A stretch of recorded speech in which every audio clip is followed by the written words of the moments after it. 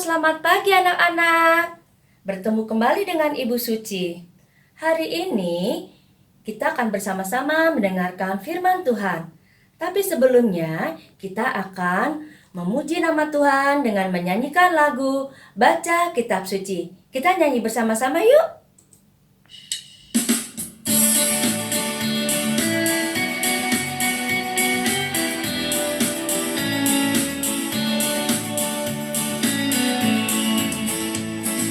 Baca kitab suci, doa tiap hari, doa tiap hari, doa tiap hari. Baca kitab suci, doa tiap hari kalau mau tumbuh, kalau mau tumbuh, kalau mau tumbuh.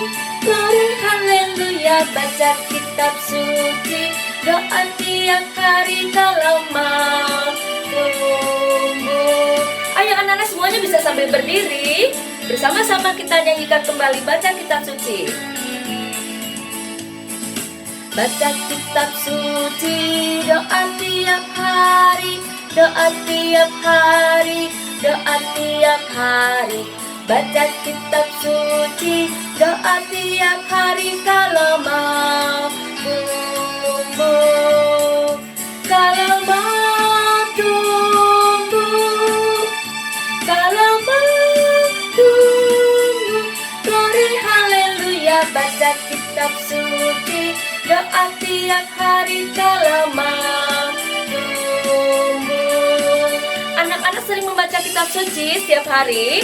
Ibu percaya semua sudah melakukannya. Kita nyanyikan kembali baca kitab suci. Kitab suci, doa tiap hari, doa tiap hari, doa tiap hari.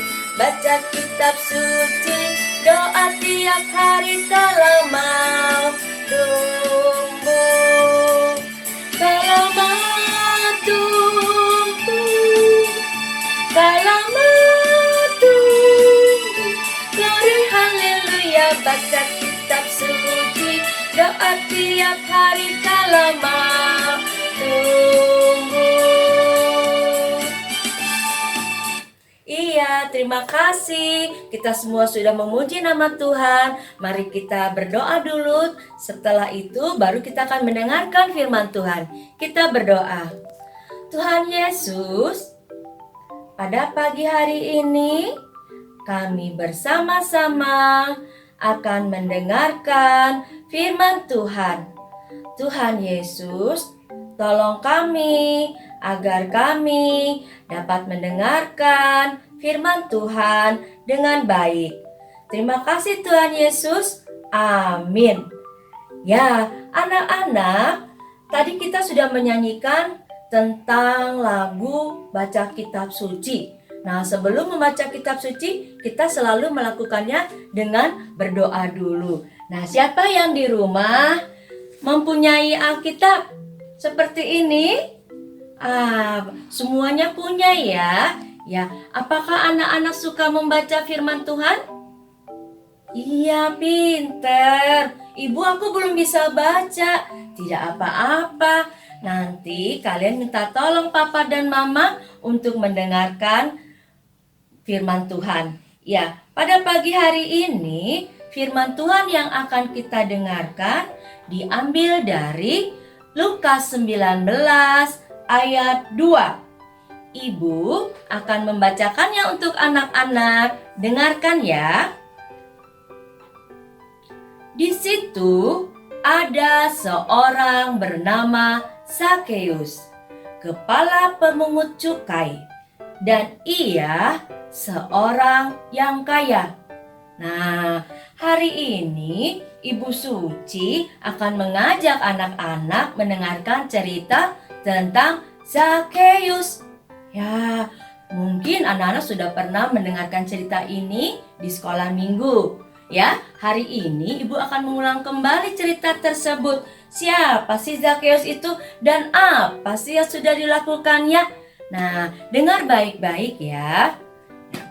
Pada waktu itu dikenallah seorang yang pendek. Dan dia dikenal sebagai seorang pemungut cukai. Pemungut cukai itu apa sih? Itu yang suka nagih-nagih uang untuk membayar pajak. Tetapi pajak yang ditetapkannya itu tinggi sekali. Nah, orang itu bernama Zakheus. Orang banyak tidak suka dengan Zakheus karena Zakheus suka memaksa, suka marah-marah kalau orang-orang tidak mau membayar pajaknya.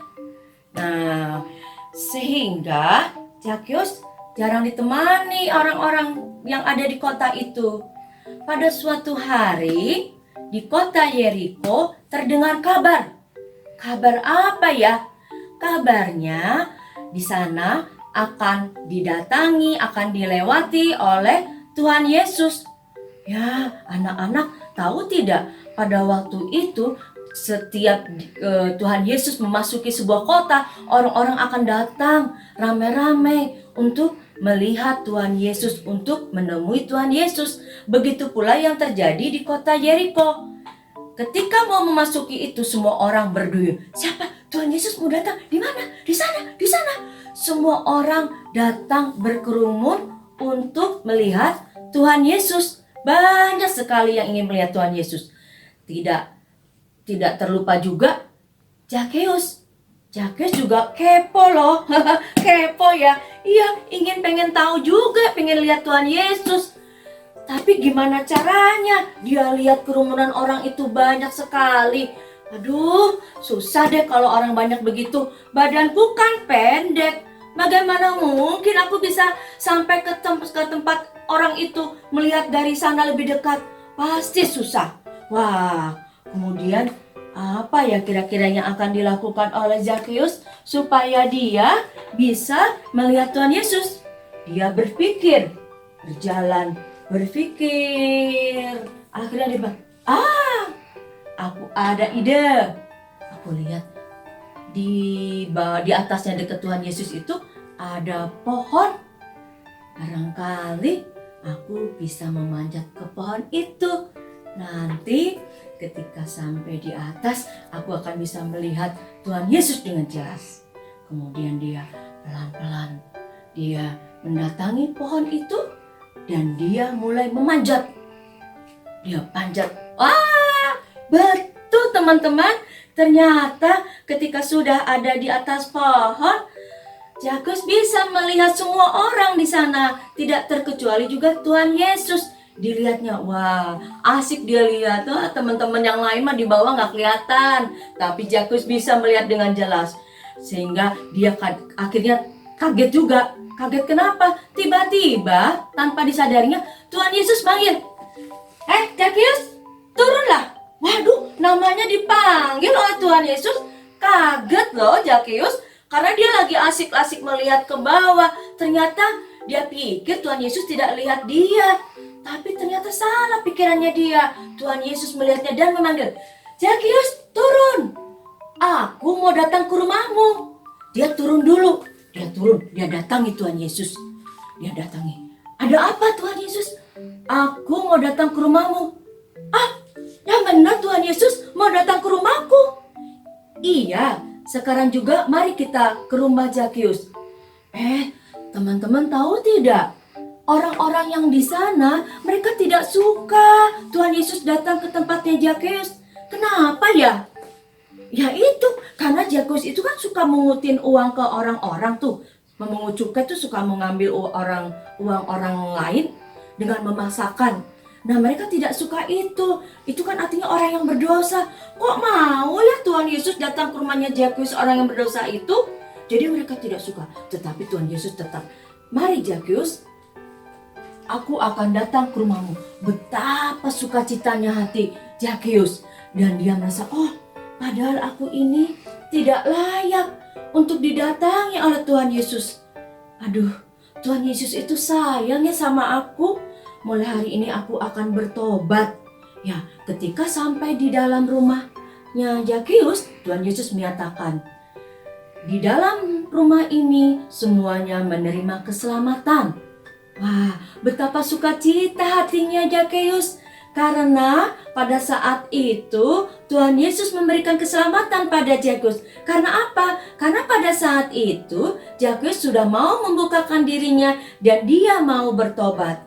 Untuk menyatakan pertobatannya, apa yang dilakukan oleh Zakheus? Dia memberikan setengah dari harta kekayaannya untuk orang-orang miskin. Dibagikannya untuk mereka semua sebagai bentuk pertobatannya. Nah, anak-anak, dari firman Tuhan pada pagi hari ini kita mempelajari bahwa ketika kita mau membukakan hati, nih gambar hati kita buka pintunya, pintu hatinya dibuka, tererek. Nah, untuk apa hati kita dibuka? Untuk menyambut Tuhan Yesus, menerima Tuhan Yesus di dalam diri kita, di dalam hati kita. Supaya apa? Supaya Tuhan Yesus memimpin langkah kita.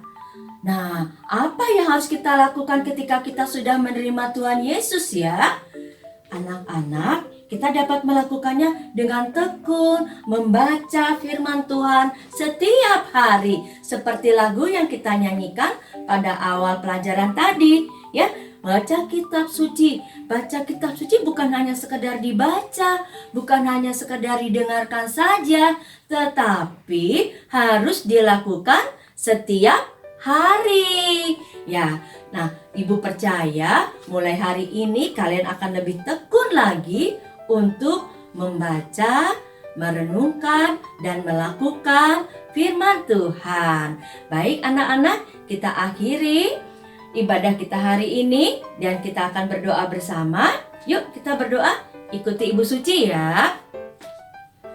Tuhan Yesus yang baik, kami berterima kasih karena Engkau sangat baik bagi kami.